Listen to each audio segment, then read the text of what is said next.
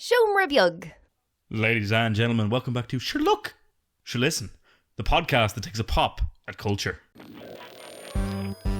Sure look, sure listen. Sure look, sure listen. Sure look, sure listen. Sure look, sure listen. Sure look, sure listen. Sure look, sure listen. Sure look, sure listen. Oh, very good, Benjamin. Ladies and gentlemen, welcome back to Collecting Issues, the weekly, when Ben remembers to press record, pop culture podcast. This week on Sure Look, Sure Listen, if Ben has remembered, in fact, to press record on the main system and the backup system, Benjamin, then Sure Look, we'll be having a look. Yeah, you make your little angry faces at me. You know who you did. You disappointed me, and you disappointed the listeners, Ben. There were people texting me all week going, where's this week's episode about capitalism? First of all, nobody listens to our podcast, so that's a lie. Well, they can't listen to it if you don't record it, Ben, if you don't press record. It's just you keep us this talking up and to I'll each stop other. recording right now. Oh, no. All right, we better do it then. Sure, look, Benjamin, we've no time for being mean to each other because we have an absolute trolley load of things to look at this week, would you believe?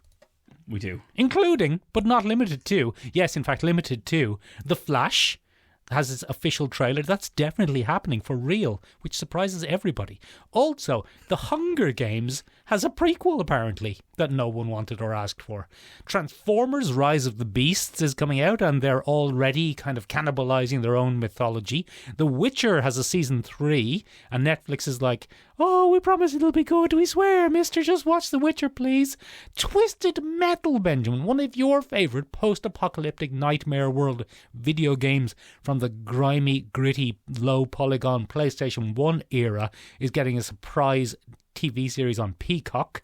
We've a trailer for The Wrath of Becky. I'm running out of breath. We've a trailer for The Wrath of Becky, a classic Killing the Killers movie. Oh, no, I'm not even halfway. And Disney are doing Kizazi Moto, aka Love and Robots in Africa. And we've seen a trailer for Next Goal Wins, aka Cool Runnings, but it's football. Not only have we all of those trailers to look at, but you have seen Ghosted, one of our favourite films with Chris Evans and Ana de Armas, and we've both seen Citadel episode 1 and 2, and we're going to talk about whether or not it's in our wheelhouse or not. It is the answer. Oh, God. Sure, listen, Michael, if that wasn't enough, and judging from the blue in your face, it definitely was. We're also going to be taking a look at trilogies. Why are they sometimes shit? Sometimes they're shit. Sometimes they're good. But Why? sometimes they're Why does that shit. happen? Yeah, Why? What does is that it? happen? Benjamin, speaking yeah. of trilogies, Go on. did you see the trailer this week for 1989's Batman 3? Yeah, Michael, we've all been waiting for Tim Burton's long-awaited kind of cap on his 1989 Batman trilogy, and we got the trailer for it this week, Michael, because, you know, if you were to originally make a movie, let's say, why did it take so long to make, Michael? Let's say you were going to make another movie, and then the star of said other movie went on what can only be described as an anti-press tour in an attempt to just tarnish their reputation. I mean, really take a Christian Bale Batman pummeling from Bane to the reputation, Michael. Do you think Ezra Miller is going into WB board meetings going, hey guys, any publicity's good publicity? And the Warner Brothers executives are like, finish off their lines of cocaine and saying, I swear to God, Miller, if you say that one more time. Michael, we got the trailer for The Flash, the official trailer too, and it's just Michael Keaton. It's just Batman 3, man. It's just Michael Keaton. I don't know if he's going to be in it that much, but we've seen all of it now. We've seen most of it. I don't have to see this anymore, Michael, because I was only going to go and watch it for Michael Keaton anyway. They've got us. They've trapped us all with Michael Keaton. It's funny because they got us. It's funny because there wasn't a great outpouring of upset when Michael Keaton was replaced by your favourite Val Kilmer in 1996 or whatever it was. Was there not? No, not particularly. I think Michael, there should have been. There should have been, obviously, because everybody loves a little small Batman. But this is very much nostalgia driven. Yeah. It's nostalgia I didn't know people had, Michael. I love 1989's Batman because it's so silly. It's very silly. He says, "Do you want to get nuts?" And he says it again in this trailer, Michael. He's says all about the it. things. He says all the things again. I think this is just going to be people saying the things again. Michael, it's worked for Marvel for decades, so let's see if it works for Warner Brothers now for a little bit. You want to get nuts? It should just be called Batman 3, You Want to Get Nuts? ? That'd be good. I hope the Flash says, "Hey, what about brunch?" Oh, that was everyone's favourite line. I hope he says that was it again. great. A real winner. I've heard, Michael, that one of the lines he utters is, "Have you ever jogged with the devil in the pale moonlight?" I've heard that's one of Ezra Miller's lines in this. That's a reference to the original Batman film, of course.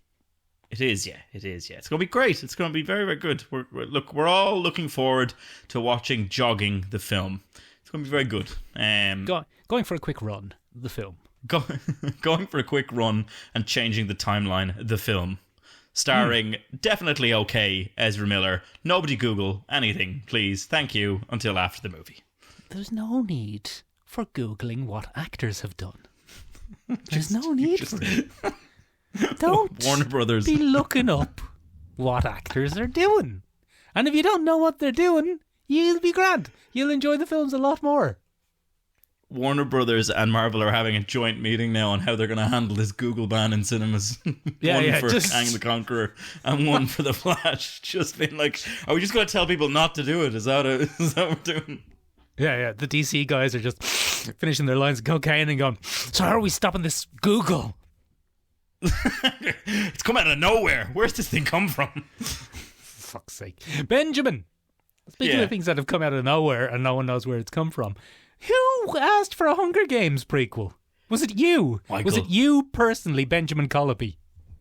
Yeah, it was me and the global Hunger Games fan club. It's Hunger Fames. Gimme. That's the name of the club. It's terrible. But we wrote a big joint letter, Michael, and we sent it off to the lads over at... Is it Lionsgate? I think it's Lionsgate. Yeah, it's Lionsgate. Is it Lionsgate? We sent it over to the lads at Lionsgate. I think it's Lionsgate. And we said, look, we've heard that Batman 3 is coming out. It turns out huge time gaps between films don't matter anymore. We'd really love to know how the dystopian society of the Hunger Games got started. Tell us more. Tell us more. Tell us the history of that one character, Jon Snow. Yeah, President Jon Snow. Is that not the bad guy from the main trilogy? Is he not? Yeah. This is to the Hunger Games what Star Wars Episode 1 was to Darth Vader. This is the origin story of the baddie. It's unbelievable that society still thinks what baddies need is origin stories where they start out as relatable. Just let them be bad. Just let them be a big baddie. Played by Donald Pleasance or Sutherland. It's one of the two. Come here to me. What I'm a little bit confused by, Michael. I think, did we get a DH Stanley Tucci? No, I don't think so. I think that's just another actor just doing a Tucci. Who looks very like the Tucci. Yeah. He's using a technique that I like to call kicking it into Tucci. It's where... Oh, nice. Fucking great little football joke there. It's where if you haven't got a line on a character that you want to play, you just do a big Stanley Tucci impression. That'd be good. Tucci gang. I don't know if it is an actor. I'm really proud of that joke, Ben. I don't do a lot of football jokes. It's a real shame that you didn't have any other human being as a co-host for this particular podcast. Because if you had, I would... The other me probably would have laughed. It probably would have been a great joke. I don't know. It's a thankless task to play the younger version of a famous character. Very few people have pulled it off with aplomb. I think probably the greatest known example of it is Ewan McGregor, who essentially now owns Obi-Wan. Yes, it's very much his gig. It's very much he has replaced Donald Sutherland or Pleasance as Obi-Wan in most people's minds. Mostly because Yes. neither Donald Sutherland nor Donald Pleasance played Obi-Wan Kenobi. It was a very easy swap for most people. Yeah, he just wasn't there for them. But Obi-Wan was only in the original trilogy for like 70 minutes. Less, no? Yeah, something like very, very little screen time. So like Ewan McGregor Obi-Wan has a lot more screen time now. But it's weird. This is weird. The concept of this is weird. It's, hey, did you love the Hunger Games because it was this big, cool, dystopian spectacle? Well, how about seeing when it was less of all those things? And a bit more of a necessity, and we didn't make it into a weird reality TV show with the spectacle. How about that? Yeah. And we've even got Proto-Katniss in here. So this is where things get interesting for me, Michael. This is the first time I've ever felt super old watching a trailer. Because I watched this trailer and I said, I don't have a fucking clue who anyone in this trailer is. Not the character, the actors. I had Is no she the fucking same clue. lady? Is she the same lady what was in Shazam 2? Rachel I don't Ziegler? know. Rachel Zegler, is that her name? I don't know. Oh my god, Ben, you're so old. I'm so old, Michael. I just don't know the answer to that question. But nobody's asked for this, Michael. Nobody cares. Well, Yeah, it's maybe weird. some people care. I Some don't people care. do care. Some people do care. It's Rachel Zegler, I was right. She was the love interest in the latest Shazam film. Shizm. Benjamin, Hmm. remember when we were watching Transformers The Last Night? No. No, you've blocked No, I it do out. not. You've initiated the backstop protocol and you've blocked it out completely. Oh, But I'll tell very, you- very nice. But we can check off No, backstop no. protocol there, Michael. Well done. Yeah. Don't spoil anything. Let that just be a weird thing I've said, unless it becomes relevant later. Benjamin, remember when we were watching The Last Night, and you were saying to me, my favorite thing about this The Last Night film is the mysterious character played by Gemma Chan. Yeah, I say that about most things Gemma Chan is in. My favourite thing about this movie is the mysterious character played by Gemma Chan. Yes, that was your favorite thing about the Eternals and Captain Marvel. And Crazy Rich Asians. And Crazy Rich Asians. I think that was the only thing you liked about Crazy Rich Asians. But that It's because is I'm a noted topic for- racist, Michael. I was just going to say it's a topic for another podcast. But yes, that's where I was going. But Benjamin, you were absolutely delighted at the end of The Last Night to find out that Earth was Unicron. Yeah, I remember that distinctly. There's no way in which I'm playing along with a bit and utterly bewildered. No, you put your hand in my hand, on my Yeah, lap. as My I hand often was on do my in the lap. cinema. And you As I often do grasped in the my cinema. hand and you turned to me, wide-eyed with shock, and you said to me, Mick, is Earth Unicrons? And I said, Ben, I think so. That's what Gemma Chan's character seems to be saying. I think what I originally said, Michael, is it not pronounced unicorns? No, that's a different mythological animal. Anyway, Ben, it doesn't matter because that's all bullshit apparently, because in Rise of the Beast, Unicron is a separate thing and he's coming to get Earth this time. What is Unicron, Michael? Unicron is Galactus of Transformers. Oh, that's good. That's good. Yeah. Okay, that's So- a good analogy. I like that. Very easy to Yeah. follow. He's a big, giant space robot man who turns... Yeah. You know how you have Optimus Prime, Ben, and he's turning into a truck most of the time? Yeah, he's very good at being a truck. And you've got Bumblebee, and he's turning into a small family car or a sports car, depending on who needs to pay the marketing budget. Yeah, who's driving? Yeah, I understand it. It's Haley Depending on who's Steinfeld. We get a perfectly affordable economy car, and if it's noted pain in the arse Shia LaBeouf, you get a Mustang. What's the beef? But Benjamin, Unicron, he's going, first of all, I'm voiced by Orson Welles, and he's saying, behold, Unicron, I'm not having any of this turning into a car bullshit. I'm going to turn into a whole planet, a whole-assed planet, Ben, to use the modern lingo of the youth. He says, I'm going to turn into a whole-assed planet. And that's what he does. And he goes around eating other planets because he's a hungry boy.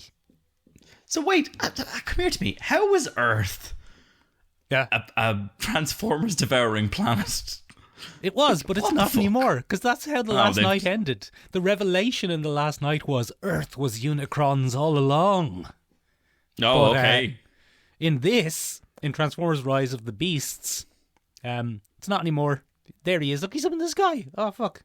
Yeah, nobody gave that a second thought. Everything's grand.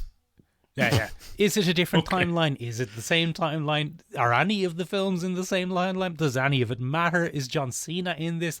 Nobody knows. Yeah, I mean, I hope John Cena is in it, just because I like John Cena.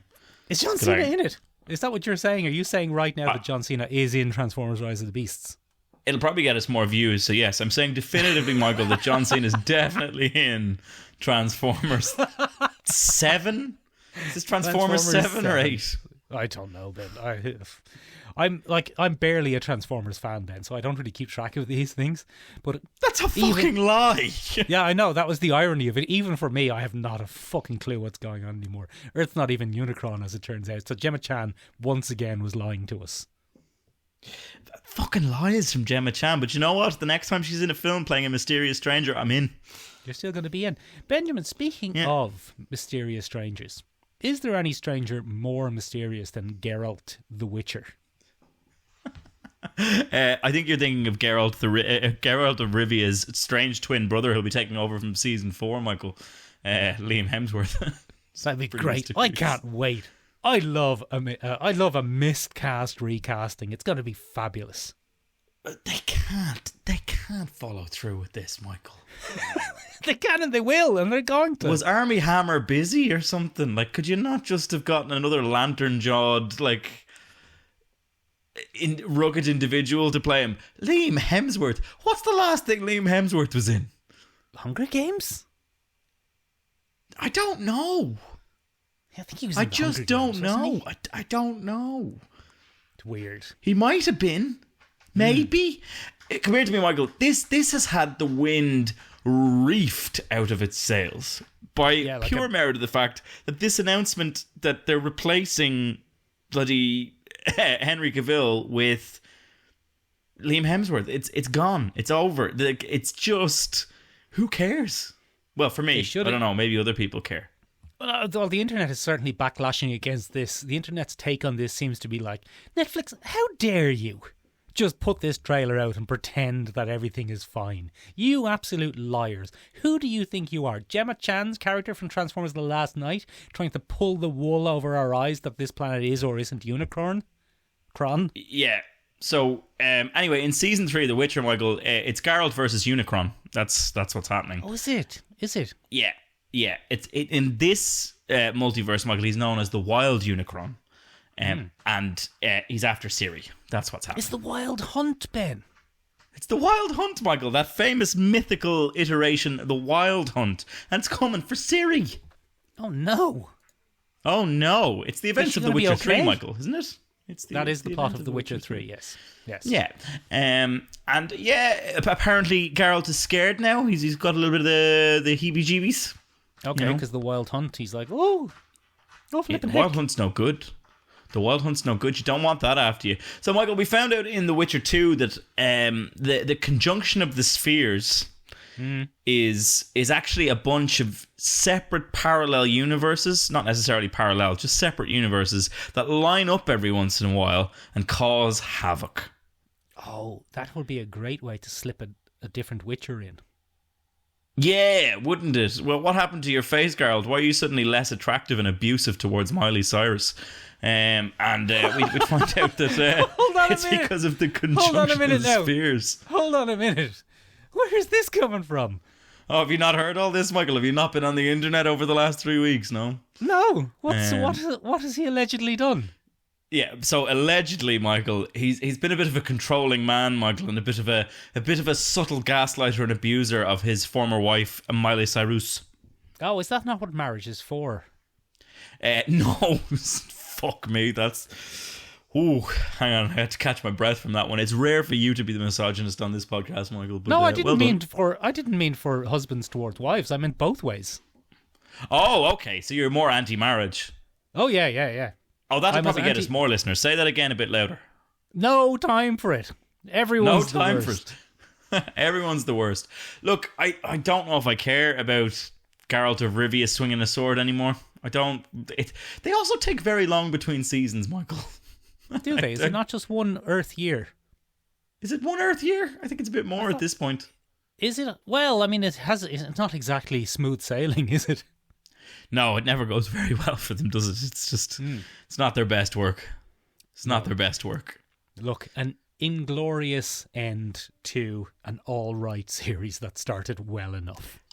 Yeah, I think it's fair to say an all-right series, Michael. Like, it was grand, but it was never any great shakes. If anything, it was surprising that Henry Cavill stuck with it as long as he did. There was a kind of feeling that it might go places in the beginning, but it had potential, but it didn't go to those places. It went to the other places, the wrong places. Benjamin. The wrong places, yeah. One of my favourite games on the PlayStation 1, the original PlayStation 1, was Twisted Way back Metal. in 1967. When Mick was but a wee lad. Well, why don't you go and fuck all the way off? Because the PlayStation 1 came out during your lifetime, you son of a bitch. Benjamin, have you remembered to press record this week, just as a quick check?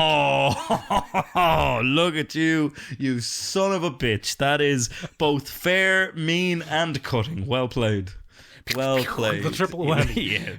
Benjamin, one of my favourite video games back in the midst of the 1960s when I was playing on my PlayStation 1 on my Magnavox television was the post-apocalyptic motorized combat game Twisted Metal 2 World Tour.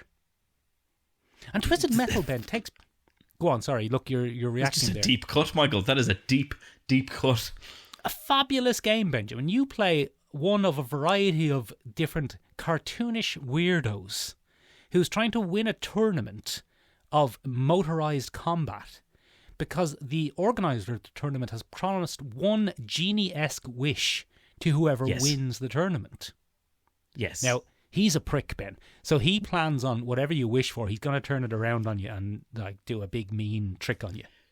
It's a classic gin wish. Yeah, exactly. You know, but a weird, gross, terrifying post-apocalyptic nightmare world where men are welded into the axles of giant monster truck wheels and demonic ice cream men clowns are coming to get you. They're all coming to get you. They're all coming to get you, Ben. There's a sexy policewoman, there's a Formula One driver, there's weirdos on a sidecar, there's a mortician, Benjamin, in a hearse. There's a preacher. There's all sorts of great characters. And one of the And characters now, that Michael, wasn't... Yes, go on. There's Anthony Mackie. So yes, exactly. What I was going to say was one of the characters that definitely wasn't in it was the actor Anthony Mackie, just being himself on the side of a modern, normal road. Because I think that's what Anthony Mackie does now. He's just himself because he's like, fuck it. It was so weird. I was watching this going, what's Anthony Mackie got for us this week? And Anthony Mackie goes, hey, it's me, Anthony Mackie. This week I'm going to be in car combat. Cut the check, he says. Cut the check. That's Anthony Mackie's famous catchphrase. Cut the check. And he says it exactly like that, Michael, in that exact tone of voice. Yes. Twisted Metal is a fascinating kind of thing. I once did for the sake of insomnia, Michael, I once did a deep dive on the lore of Twisted Metal for the PlayStation 2, I think. All right, that would have been Twisted Metal 3 onwards, I'd say. Yeah, Twisted Metal but Black? that had... it could have been that, yeah. That had a very similar background to this. There's a big evil fella in an office block. He's offering a magic wish. All you have to do is defeat all the other opponents as you go along. Good times all round. And, Michael, the cavalcade of bizarre characters that belong in this game is bananas. Tell me about some of them. They've all done awful things, Michael. This is the thing, right? So the most famous one I think you've already hit upon there, Michael, is of course the clown fella. Sweet Tooth. He's a serial killer, Michael. And he was a serial killer before anything to do with Twisted Metal. He was just going around kidnapping people and sticking their bodies in odd places. Oh, it was terrible stuff, Michael. So once we moved on from there, you're absolutely right, Michael. It was Twisted Metal Black in 2001. Twisted Metal Black in 2001. Yes? It's one of my two favourite vehicular combat series, Benjamin. That's high praise. What's the other? Vigilante 8. Never played it. Vigilante 8 was a game, Ben, where you played vehicular combat in a tournament set across the United States, but it has much more of a kind of 70s exploitation feel rather than a post-apocalyptic feel. Right. So all the cars are 70s cars and Winnebagos and stuff like that. And it's great crack altogether. Are you just saying this so you can say vehicular combat as many times as possible?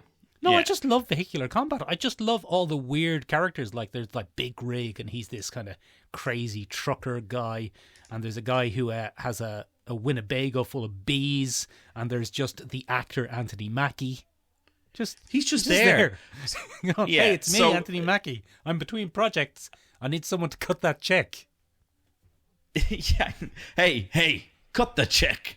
As he would say. I'll be in it. So in this world, Michael, the devil is Calypso. That's his name in this. And he's the one offering the magic wish. Now this is all from Twisted Black, where they really went in on the lore and they were like, let's tell people about all this because it really matters in our weird psychotic game. So there's Calypso, there's Needles Kane, who's also known as Sweet Tooth, Michael. Yeah, he's no use. Is his vehicle Sweet Tooth? And he's Needles. I think it could be one or the other. I'm not 100% sure. I think they just changed the name as they went along, Michael. Okay. There's Axel, who's a man that's built out of a car. No, he's built into a car. He's built into a car. There's Mr. Grimm, who's kind of a voodoo racial caricature, which isn't great. Great stuff. Yeah, it was 2001, so that was fabulous.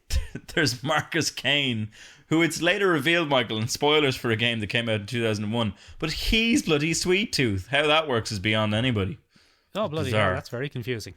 Yeah, very confusing. And there's characters like Dollface. Who can forget such classic characters as Dollface?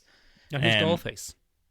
She stole the bit from Batman the Animated Series where she was a supermodel who got a facial deformity and then became a psychopath. And it's the exact same. It's that character, but she drives a car. My favourite weird character from the Twisted Metal series, Benjamin, is the normal Earth actor, Anthony Mackie. Anthony Mackie. Michael, will we be watching this? Absolutely, Ben. For all the stuff that's on the list this week, this is the one that I am absolutely unironically most excited for. I cannot wait for Anthony Mackie in post-apocalyptic vehicular combat with the devil. I cannot wait. And I hope he is just playing the actor Anthony Mackie. I hope Anthony Mackie, the actor, has survived the apocalypse and he's wishing for Marvel Studios to be recreated so he can be in Captain America New World Order. That would arguably make me happier than what I think it's going to be. So yeah, I'm down for that. I'd watch that version. I'm in. Benjamin. Yeah. Speaking of people's wishes, what would you say if I won the Twisted Metal tournament and I got to make one wish from Calypso and I said, what I would love is John Wick but a teenage girl? Yeah, I'd probably be down for that, Michael, but only if she was called Becky. Oh, like in the movie The Wrath of Becky. Yeah, that we got the trailer for this week, Michael. Very good. So, Michael, this is a little bit Carrie with a little bit of John Wick sprinkled on in there. Yeah. A touch of Inglourious Bastards thrown in for good measure. And then Final Girl. Yeah, a heaping healthy dose of Final Girl. And then a tremendous fucking pile driver amount of you've got a bit Trump fucking modern politics, Michael, lashed in on top of that as well. Just very get good. It all in there. Get it all in there. The Wrath of Becky, Michael, looks like the kind of thing that you'll switch on, come out of an hour and a half later and go, that was fucking great. That was a lot of fun. Gas stuff altogether. I enjoyed when she killed everyone, but especially when they were right-wing people that she killed. Yeah, those are no good, Michael. The old dog whistle politics in full display here in whatever slice of Americana this particular film is set in. Becky is an ordinary teenage girl who loses her mother and then becomes a vigilante of sorts, training herself to take on baddies. And then they make the horrible mistake, Michael, of taking her fucking dog. You can't do that. Looks like they kidnap her dog. Yeah, you can't take somebody's dog, Michael. It's not okay. Instant justification in the world of movies to go on a murderous rampage, stealing their 100%. Dog and or pig. As far as I'm concerned, Michael, a complete and utter justification in real life to go on a murderous rampage to get your dog back. Get your dog back. Do that. Yeah. Get the dog back. Yeah. Go for it. It looks to be a very irreverent, hyper-violent thing. Sean William Scott's in it, Michael. Haven't seen or heard from him in ages. Haven't seen or heard from him in ages. It's got a heaping dose of politics. It's basically Becky versus the alt-right in the United States. And you know what, Michael? I'll watch it. It's fine. It's The Hunt. We got this film a couple of years ago. It was The Hunt with Betty Gilpin. Betty Gilpin was in it. And your favourite and mine, $1 Million Baby. Yeah, $1 Million Baby. Yes, also known as Hilary Swank when we give her a proper title. One, but yeah. $1 Million Baby works just fine. Betty Gilpin versus the $1 Million Baby. We've seen it before, Michael. But I think we're probably going to see it again. It looks great. It's very slickly put together from the trailer, at least.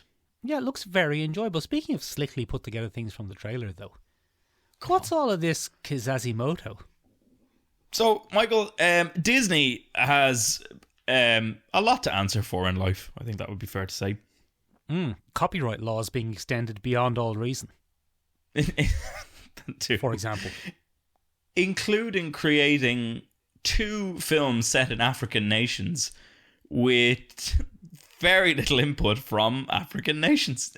You know, great stuff. That might be what one would call a social or geopolitical faux pas, Michael. Yeah. To have a large amount of British and American actors play Africans, create a fictional African nation that borrows from all the other ones, but it's fine because it's Wakandan, and then say, yeah, this is Africa, and then for Africans to go, what? I'm sorry? Is it now? Is it now indeed, it now? Africa? Is it now indeed? Well, I don't remember being asked. I do not remember being asked. So my proposal is you watch these 10 episodes of an animated series I've made for you. Yeah, and I think that's probably what they're going to do, Michael. We got the trailer for Kizazi Moto this week, Michael, and it is, as you said in the opening, Love, Death and Robots, but in Africa. Yeah. Star Wars shorts, but in Africa. Yeah, Star Wars Visions, but in Africa. Yeah. Yeah. Or any of the other kind of the Animatrix, but in Africa. Yeah, take your pick, Michael, of your favourite animated anthology. That's it. That's it right there. Well, rather than taking my pick, Benjamin, what I'm going to do is let you start a sentence and keep on interrupting you with different things that it is, but in Africa. That's good. That's pretty much the format of this podcast. So that's good. It is the format. That's good. You're right. The only skill that you could put down on your CV that you've gained from this podcast is interrupting. That's it. That's all you've got. Michael, this is in fact an all African Fuck you, Benjamin. cast. I already had that skill. You I got you. So come here to me. This is actually an all African kind of endeavor, and it's got animation studios from around Africa to put together their own Afrofuturism short, looking at what is possible in the future of Africa and how technology might go on to shape a nation that doesn't get much of a look in, Michael, when we're talking about sci-fi. Africa's not a nation, of course, Benjamin. Africa, famously, Michael, is not a nation. It is a continent. And none of the nations of Africa ever really get a look in sci-fi, Michael. Thank you very much. That is a very unfortunate fucking slip from me there. I have actually, and I'm delighted to say, been promoted to the head of development at Disney. Oh, very good. Congratulations. Based on that comment alone. Wakanda Forever 2. Yeah, no, that's me. Upgraded. So in the future, Michael, it looks very interesting. It's only a teaser, Michael, so we didn't get much at all out of it. We got glimpses here and there. There looks to be some very slick animation. There looks to be a few kind of Black Panther-esque shenanigans going on with super tech. And yeah, it'll be a fun one to watch when it comes out, Michael. We might do an episode on Afrofuturism, and we might try and find somebody who knows more about Afrofuturism, for example, that Africa is not a nation. For example, just for a little small example of something someone might know. Benjamin! Yeah. Speaking of not getting a look in, the old lads in American Samoa aren't any use at football. Michael, do you know who's shite at your favourite game and not mine? Bloody the American Samoans, Michael. They're not having a great time. No, they're not having a great time. Who could we send? Michael, do you know who I'd love to see go over there is a washed up Irish coach. I think that'd be good. John Candy. Yeah, you could send John Candy, Michael. You could send John Candy. You might at a push send Steve Martin. Oh, yeah. You might at a super duper push send Martin Short. Okay, right. Any of the comedians from that era. I'm really leaning more towards, is this not just Cool Runnings, Ben? Yeah, it's Cool Runnings, but with American Samoans instead of Jamaicans. Yeah, and football instead of the bobsleigh. I know they'll probably do a bit of bobsleighing as well. It's a joint football and bobsled team. That's the whole That'd point. be gas. That'd be That'd be gas. gas. Michael Fassbender flying. Is Michael Fassbender playing an Irishman? Because I don't his think accent so, thinks but he is. as you and Nisha so accurately pointed out 3 weeks ago, Michael, on this very podcast, Michael Fassbender has an awful hard time shaking the lilt that Kerry has grinded into his vocal cords. Yeah. So where are you from? I'm from New York, there. Sure, you know yourself, I'm up over there in New York. And Michael, he sounds very Irish at different points in this trailer. And I don't know. I don't know. Maybe he is Irish, Ben. Maybe he is. Let's give him the benefit of the doubt. And if he isn't, Michael, we'll turn it into a short and stick it up on social media. It'll be very good. It'll fucking do gangbusters, Benjamin. Especially if the film comes out and it turns out he is Irish, and then the internet will hate you even more. Yeah, and do you know what, Michael? At this point, having spent enough time on the internet, I think I'm okay with that. They can hate me. It's fine.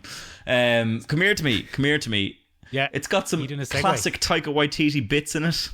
Oh, go on. Taika Waititi is playing a preacher again for some reason. He's playing a priest again. Loves it. And it's going to have that classic kind of stone-faced Samoan humour that we've come to expect, Michael. But this time from American Samoa. Very good, very exciting. Benjamin, speaking of things, though, that the internet doesn't love, you've seen, from start to finish, the Netflix, the Apple TV there we movie, Ghosted. Or, so Michael, AKA, by all accounts... My Girlfriend's... There seems to be a bit of a delay here this week, is there? Is that why we're interrupting each other so much? You've seen the Netflix or Apple TV movie Ghosted, a.k.a. My Girlfriend's the Spy this time. Take that, sexists. What do you think about that, misogynists? So, Michael, come here to me, right? Yeah, go on. No, Ben, I was actually asking you there, what do you think about that, misogynists? Because it's me. Michael, the only reason I watched this was to hate watch it, because I was like, they're trying to address the balance of power. Oh, fuck this. So that's what I was doing. Fucking gas. And come here to me. On paper, Michael, this should be a fucking home run. Who's in it? This has Chris Evans. He's popular. Ana de Armas. Very popular. Adrian Brody. He was in Predators. He was. Michael, this has an all-star cast. It has fairly decent action on occasion. There are cameos from Sebastian Stan, Anthony Mackie, and... Oh no, I've lost one of them. Him off the Harold and Kumar Get the Munchies, Cowboy Bebop. Live action. Fuck, I don't know. I don't even know who you're talking about. Fuck, I'm going to have to look that up. He's in there. So it should, Michael, by all accounts, be a home run. Except that, yes, I think they are trying to play on the... So we've seen this 100 times, Michael. Dating the spy is a thing that we've seen. The most recent example in my memory is a very old example now, but it's bloody This Means War with Thomas Hardy and Chris Pines, one of the Hollywood Chris's. One of the Hollywood Chris's, yeah. It's John also Cho. Night and Day. John Cho, thank you very much. It's also Night and Day with bloody Thomas Cruise and one bloody Cameron Diaz. Cameron Diaz, as they say in Spanish. Cameron Diaz. And it's a classic, Michael. So they've inverted this time so as not to be misogynists. But Michael... The film Ghosted, starring Chris Evans and Ana de Armas, is a giant walking red flag. Oh, is it? Oh, great stuff. This fucking film is horrific, Michael. Sounds great, Benjamin. And it's horrific from the point of view of the sheer righteousness of Chris Evans' character. So this film is set up and it has the slowest start to a film. First of all, it's 2 hours long, Michael, and no rom-com should be 2 hours long. There's no need. 2 hours too long. There's no need. It sets up so slow, Michael. Nothing happens for the first 40 minutes except the lovers meet and it's a lovey-dovey montage and they're both overcoming their own personal barriers to kind of fall head over heels for each other, right? And that's fine. That happens. They meet at a farmer's market because in traditional rom-com standards, Chris Evans is a farmer. Oh, of course he is, yeah. One of the safe professions alongside architect and teacher. So you can have those. Those are allowed in your rom-com. Ga player. That's also a classic if you're into BBC One dramas starring Paul Mescal. How are you, Paul? Yeah. If you'd like to be on the podcast, just give us a shout. But come here to me, Michael. What is it? What happens is Ana de Armas is a spy. Oh my God, what a twist. Chris Evans doesn't know this, right? Oh, like the film Night and Day. Like the film Night and Day, Michael. Or like the film This Means War, Michael. It's the same thing. So what happens here, Michael, is that Ana de Armas ghosts the young gentleman after a one-night stand, right? Oh, how modern. And his response to this, Michael, is, oh, I'll go and see her in London. Now, Michael, you might ask, how does he know... If he doesn't know she's a spy, how does he know that she's in London? No, I wouldn't ask that, to be honest. So, Michael, it's established very early on that our Chris Evans is a little bit scatterbrained and he likes to use Apple tiles to find his things. Oh, he's put one on her. And when he was having his one-night stand, he conveniently, Michael, forgot his inhaler in her bag... which had an Apple tile attached to it, because he frequently loses his inhaler. And who produced this movie again? Apple TV. Oh, very good. It's a 2-hour ad for Apple tiles. But it's an anti-ad for Apple tiles because he stalks her to London using the Apple tile, to which both of his parents go, yeah, go for it, son, it's true love. He slept with her once. He fully confesses this to them, to which his sister, the only sane character in the entire movie, goes, do not fucking do that. Benjamin, do you remember that time when you were on your way to the airport and I had to intercept you and say, this is not a good idea, Ben? And I physically had to stop you from going through security. It's never happened. That's never happened, Michael. Now, it was pre-Apple tiles, so this was just good old-fashioned Facebook stalking. Ben Colby is on the way to the airport. Ding. Yeah. No, you did the Facebook stalking. That's Oh, I did the Facebook stalking, Yeah. and you just happened to know that I would be a creepy stalker. So, Michael, this is bizarre. And what follows is Ana de Armas is basically a closed-off woman. It's a classic kind of Hallmark movie thing. She's too focused on the job, Michael. Too focused on the job. And Chris Evans kind of settle down. Yeah, what she needs to do is settle down, Michael. And Chris Evans kind of thaws her out over time, but he does it by gaslighting the shit out of her. So he's like, oh my God, I can't believe you lied about who you are.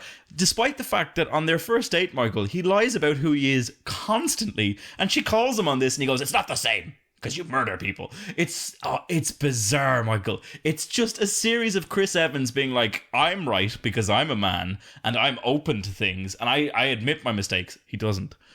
And Ana de Armas is just being like, I should have let you die. I should have let you die. Ana de Armas' character is extremely unlikable. Great. Yeah, she just plays this bizarrely, badly written, bristly character with very little charm. There are bizarre cameos from Anthony Mackie and Sebastian Stan, who play bounty hunters in the film. And yeah, it's such a fucking strange film. It's so Benjamin, poorly written. Yeah. My only real concern about this is a spoiler concern. So we're going to do a little spoiler warning here. Does Chris Evans turn out to be a spy? No. So how does he know how to do fighting? So this is the best part, Michael. It's displayed in the first 40 minutes when we're developing our rom-com that he has serious asthma, and that is what leads to him leaving the tile in her bag. And then he never uses his inhaler again.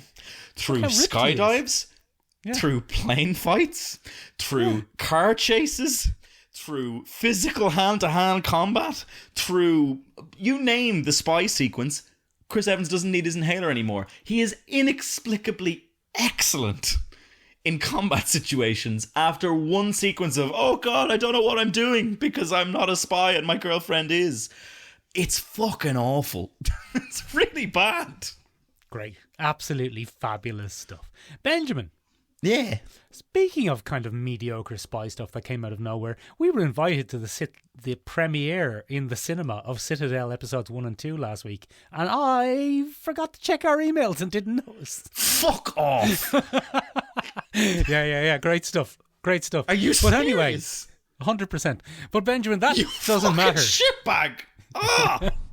That's neither here nor there, because I was on my way to the airport to stop you from doing something you'd regret. But Michael, Ben, I'm going to kill you.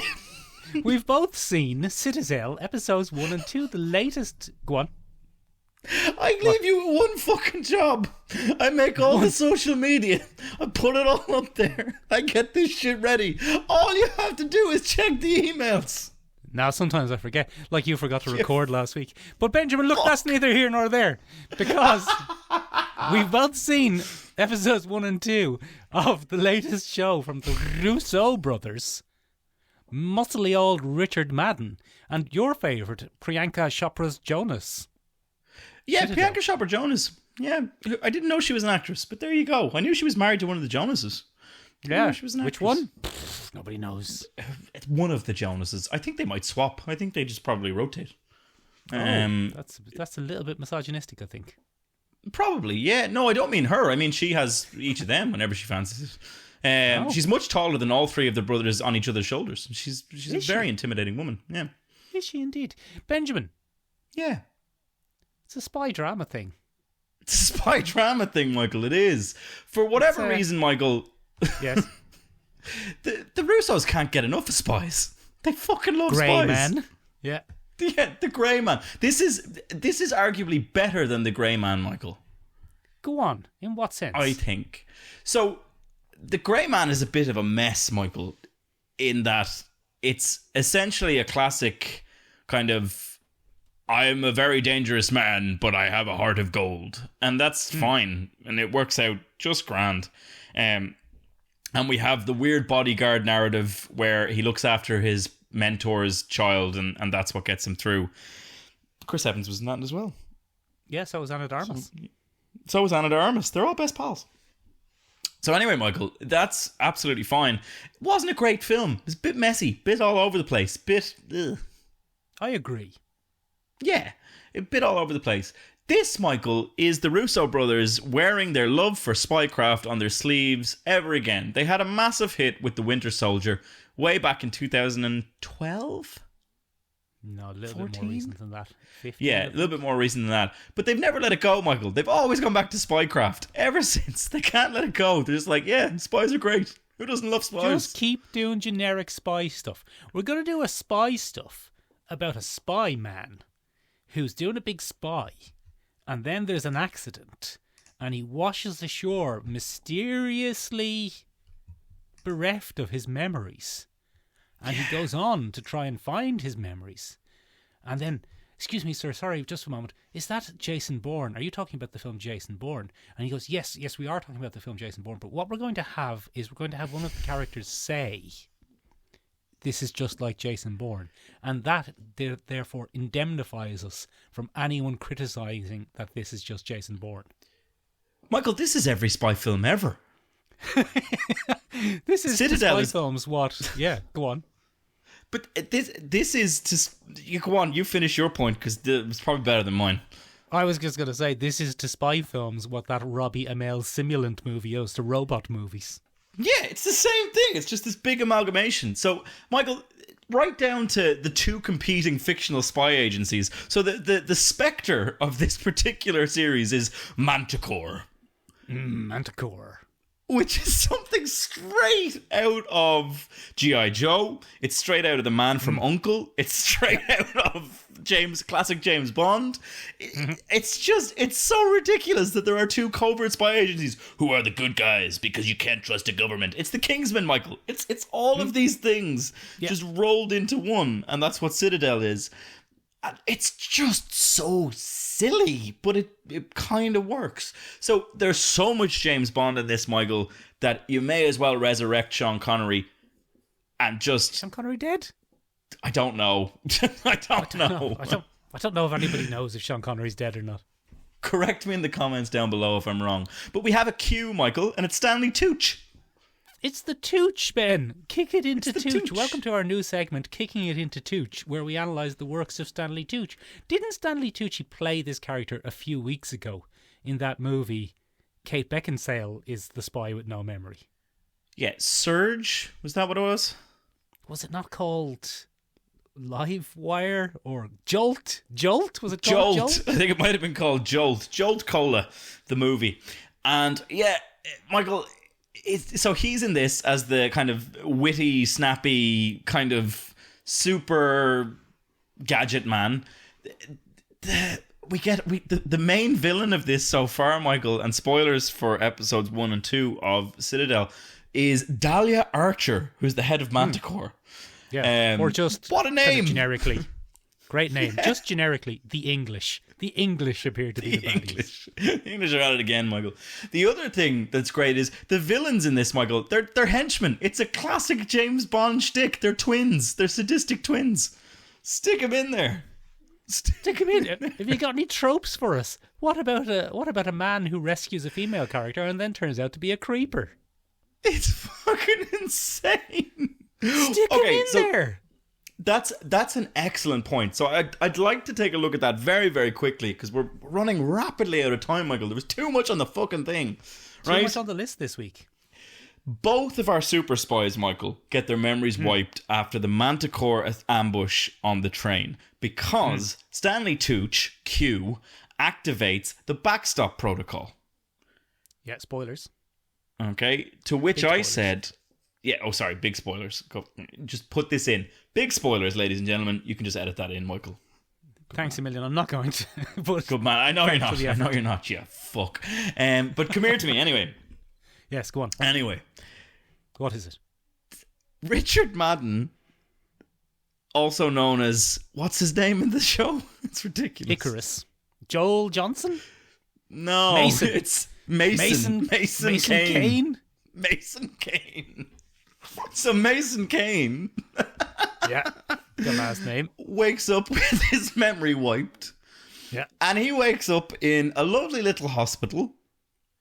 He's been found in the water. He wakes up in hospital, Michael, and he's treated in Italy, and he gets to go home. And then 8 years later, we find out he has a wife and child. I'm not sure if the child is his yet. That hasn't been directly established. I think it is. Probably. But he has a wife and child.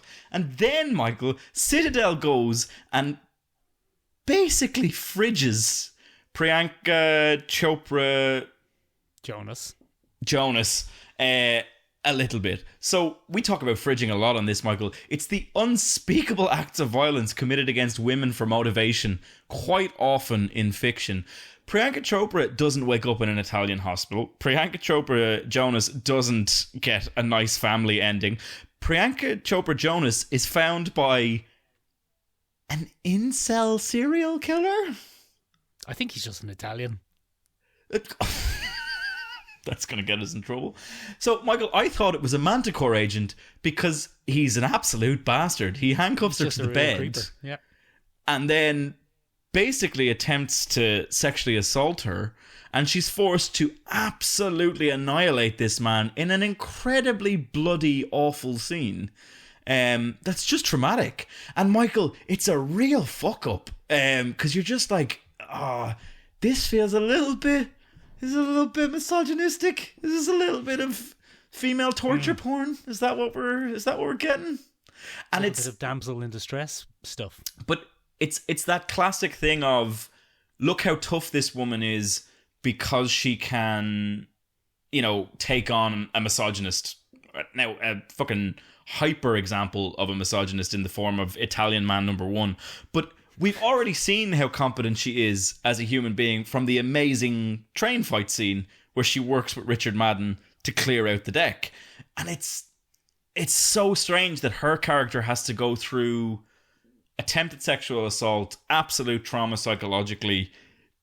It just feels so weird that it's in the film or in the series. I felt that they were so unevenly balanced in terms of what they had to go through. I don't know. It could just be me. I could just be hypersensitive.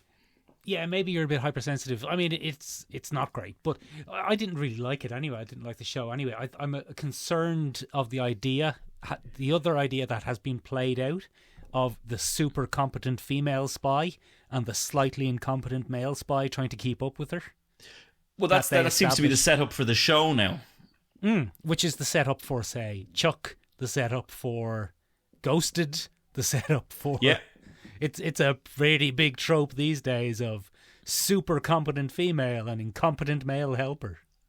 Yeah, I mean, it's an interesting choice to be sure, but it wouldn't be much of a show if they both got their memories back and were just the two super spies going at it again. You know, I don't rate it anyway, Ben. I think it's over ambitious. I think they think they're creating this elaborate, cool, and interesting world of spies, and you know the whole point of this is to spin off.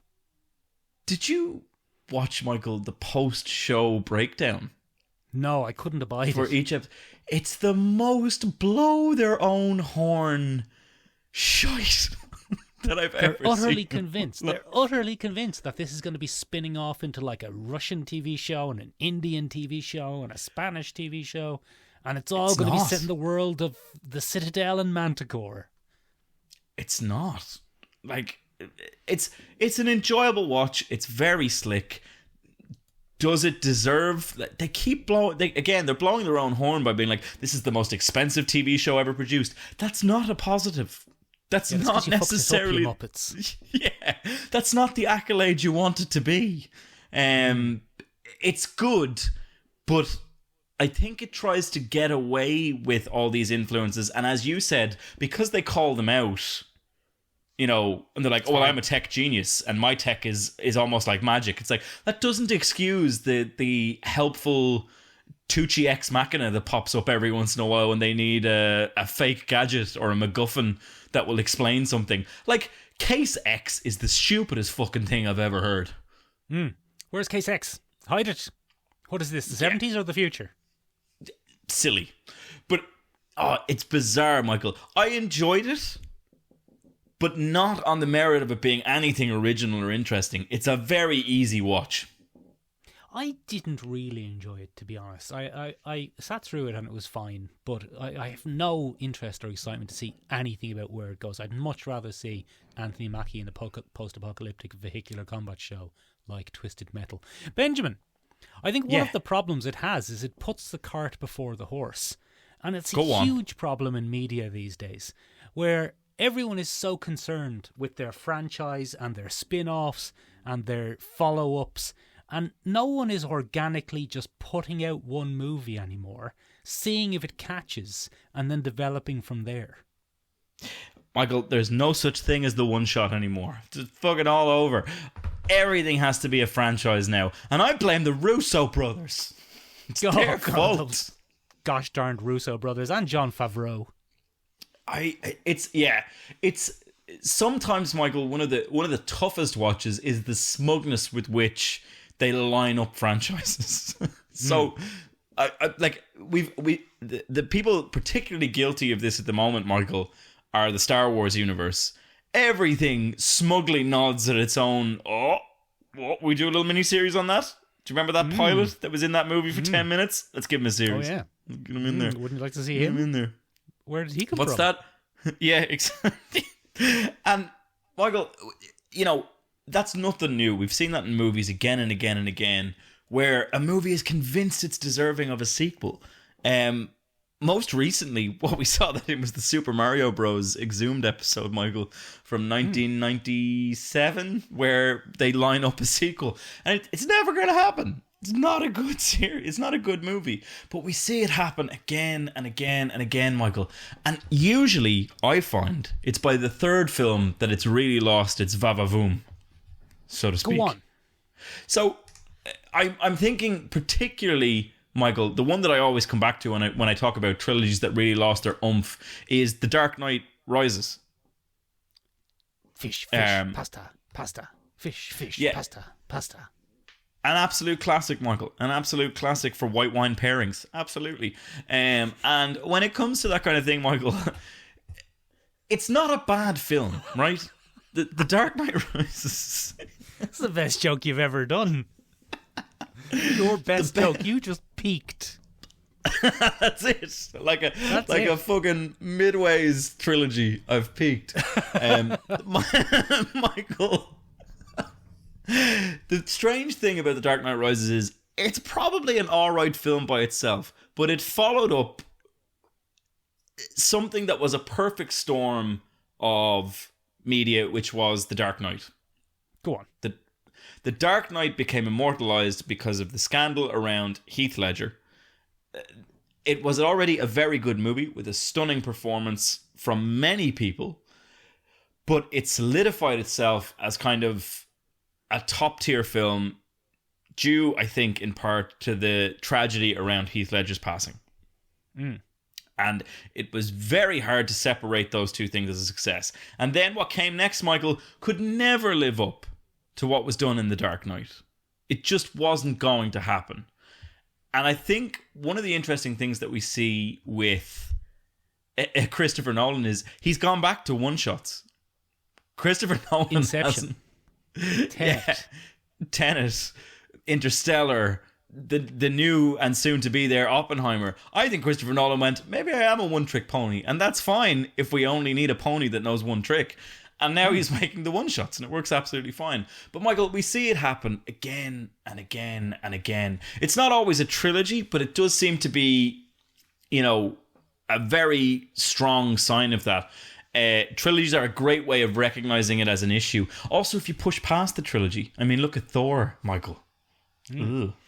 Thor Love and Thunder is an interesting one, though, because the Thor trilogy is weird anyway, because it has 3 different directors, 3 different tones, 3 different themes, and a lot of Thor's major character development happens in other movies.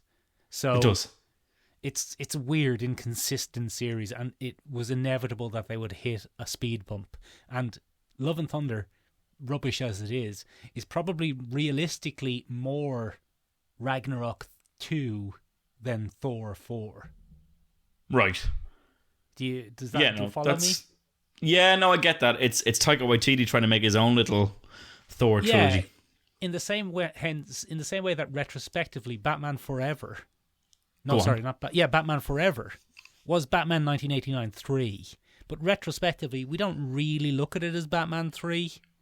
It was a Joel Schumacher attempt at Yeah, it was Joel Schumacher Batman 1. I think really to consider them a trilogy in the truest sense, you need broadly the same creative direction. Not necessarily the same creators, but the same creative direction. And if a franchise, especially a franchise movie, takes a different creative direction, even if it has the same creators, it doesn't always feel like a trilogy. Yeah, absolutely. No, I think that's... Yeah, I mean, we've seen it play out in 3 different styles. So there's a few things that affect this, Michael. There's a few things that affect this. Number one is trying to maintain quality. If you have an absolute getaway hit, boom, home run, straight out of the park... hit, it's very hard to follow that up. So Dark Knight being the example that I previously gave, The Dark Knight was one of the biggest films of the 2000s and very hard to follow up. So maintaining quality is one of the big ones. The next one is audience expectations. When we're dealing with franchises like Marvel that keep upping the stakes and have a consistent set of characters that people have come to rely on, it's very hard to change the tone of those characters in the middle. Could I say something about that? Go on. One movie. Let's make this a maths analogy. Right? Okay. So you have a graph, right? Yeah. And one movie is a point on a graph. Yeah. Okay? And if people love that movie, then they love that movie. Great. And everyone goes, that movie was great. I'd love to see more of that world or whatever. Right? Yes, that would be then good. You make this. Yes, exactly. Then you make the second movie, and that movie is another point on a graph. But, Ben, when you have 1 point on a graph, you have a point. But when you have 2 points on a graph, you have a line. Oh. And when you have a line implies some sort of directionality. So if movie 1 was good, movie 2 was better, and say the special effects were better and the storytelling was more in depth, Go on. then the line that fans think they're getting for 3 will be even better, with even more in-depth character development and even better special effects. Yeah. And the fact that your point on a line has become... Sorry, your point in space is now a line means it's way easier, because the longer the line gets, the more different ways it could curve, and the more you're going to disappoint some people. Because the line in their head between those two films and extrapolating out to where the third could be, bloody hell, it's hard to get that on the money for all of the different thoughts and opinions that everyone who's a fan of the first two will have. Almost impossible, Michael. Some would say. Some would say. Some would say. I'd say that, Michael. I think we see that happen more often than not. You know, it's just impossible to keep everybody happy all of the time, especially when you're dealing with big characters that have background fan bases and stuff. Like Marvel is a perfect example of all that, because you've people that want comic accurate, and now, interestingly, you've people that want MCU accurate. So they don't really understand the comic book versions of these characters. They've only ever seen them in celluloid. And that's where it gets really interesting. And then the third thing that impacts all of those trilogies, Michael, is, of course, evolving storylines. As you said, you're going to want to grow your storyline and character development and all of those things. And that's a double-edged sword, because on the one hand, you might fail to evolve your storyline and stay a bit stagnated so that you can please as many people as possible. Or you grow your storyline so much that it inevitably alienates the people that were interested in the original. Oh, classic. But I mean, like the most classic example of that, Michael, in recent memory is The Last Jedi. The Last Jedi by Rian Johnson is not a bad film. It is a bad Star Wars film. I get the fuck out of here. It's an interesting take on Jedi that nobody cared to watch. Nobody wanted the Jedi to be taken down a peg or two. That's not something that people were interested in seeing. And so, what we got when we watched The Last Jedi is a radical attempt at reinventing something in the middle of a trilogy, which doesn't make any sense. You can't change the wheel in the middle. Was the middle one not The Force Awakens? No, The Force Awakens is number one. The Last Jedi is number 2, and the third one is The Rise of Skywalker. Rise of Skywalker, you're right, yeah. So that's fascinating, Michael, because you can't radically alter the plot line, and that's exactly what happened. 3 different directors, 3 different films, very messy. Right, but here's the thing, right? Imagine The Force Awakens had just been a standalone movie. Mm-hmm. And there were no previous Star Wars attached to or anything. And it was just that singular point on a graph I was discussing. Yeah. And then they released The Force Awakens. Is that what it's called? No, sorry, The Last Jedi. Yeah. And sure, they're tonally and thematically different, but they're set in the same world. That would have just been a line. So there would have been much less contention of, oh, they've ruined Star Wars. Yeah. Because there would be no Star Wars to ruin. You would just have 2 movies on a graph. And then the third one, and this is the biggest problem with this trilogy, is way off the line, because the third one goes back to being exactly like the first one. Exactly. So you've got like a weird like V. You've created a V on your graph, and it just doesn't make sense anymore. Where you're just like, the line does not make sense. Yeah. I think we see that happen so often, Michael. There's a few examples where it's been pulled off, that all 3 of these things have been balanced okay. I think the Avengers might be one good look at that. I think the Avengers isn't a trilogy, though. Well, it's part 1 and part 2 of number 3, isn't it? Can we not? No, not really. The Avengers. It's a 4 film. Yeah, it's a 4 film. But Ultron is still weak. And Yeah. most of the character development for Infinity War and Endgame came from movies outside of the Avengers franchise specifically. That's true. Would you like to hear my take on a series that did manage it? I would like that, Michael. I think a series that did manage it, although not really beloved at the time, but a series that managed it quite well was Back to the Future. Oh, yeah, the lads at Back to the Future. They were a great bunch of lads. Look, they're in my notes. Great bunch of lads in Back to the Future. Not beloved at the time, though. Yeah. 3 was Not really. seen as a bit of a weak ending at the time, but a weak ending. That sounds like just doing some stuff at the weekend. 3 was seen as not a great ending and not really in line with the other two, but time has kind of let it stand on its own, and people do think it's a good trilogy these days. Yeah. I mean, it's pretty solid. It's a pretty great set of films, Michael, and it worked out quite well. Arguably as well, Lord of the Rings, the original No. Lord of the Rings. No, No. get out of here. No. What do you mean no? Why? Do you want to know why I mean no? Come on, tell me why. Here's why. Are you ready for this? Because, to go back to my maths analogy, all 3 of those were plotted on the graph before the first one was even made. So, of course, they make a coherent line. All right, that makes sense. Do you see what I'm saying? Yes, there's less risk involved in that one because we knew where we were going. Exactly. They knew where they were going from the first one. So, it worked. Now, the problem is that encouraged everyone to think that's how to do it. Is to have it mapped. Exactly. And then people make shit first films because they can't wait to... They're keeping all their best ideas for their amazing trilogy. Yeah,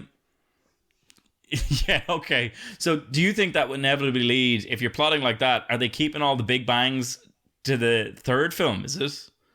They're keeping all their they've got all these cool ideas, and it's like, well, we just have to make 2 fucking mediocre films first, and then we can do the really cool thing we want to do.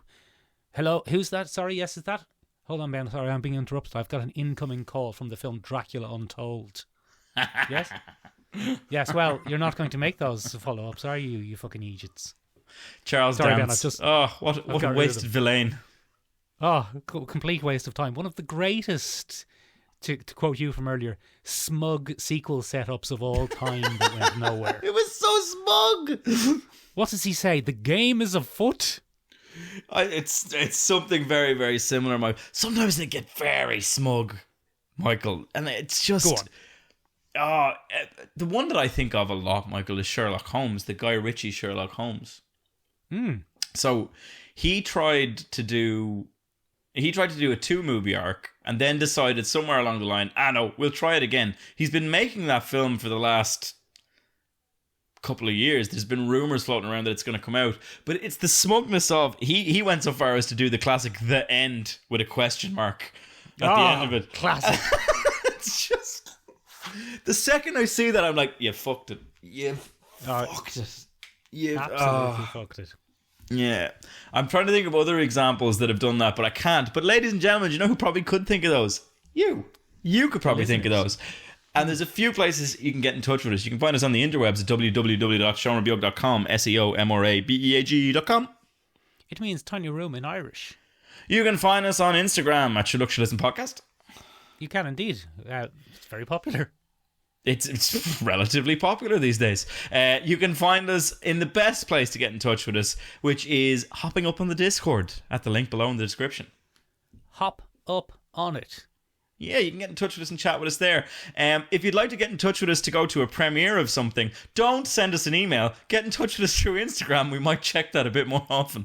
No, send us an email. Ben, I didn't check the email before we decided that was my job. Look, I didn't want to argue it too much on the podcast, but it was before we assigned these roles. Anyway, Benjamin, the listeners could also do us a big favour. Yeah. Because we did a call to action for the listeners last week, but you forgot to press record. And If we I asked the remember to listeners, press record, it would have been good. it would have been great. But if the listeners are out there and they're listening, if they could give us a 5-star rating on whatever app or service they're listening on, that would do the podcast the world of good, according to our good mates at the Press Any Button to Continue podcast. Yeah, apparently that's great for us. We probably should have been pushing that for the 5 years we've been doing this goddamn show. Yeah. 2017. It's 6 years. So if you are out there and you are so much worse. and you are giving us a big listen, would you ever go and give us a 5-star review? It'll do us the world of good. We don't know what it'll do, but it'll do us the world of good. Do us the world of good. Ladies and gentlemen, thank you very much for listening to us this week. That's it. Bye-bye. Yeah, it's a bit of a rambly one. We'll see you next Tuesday anyways. See ya.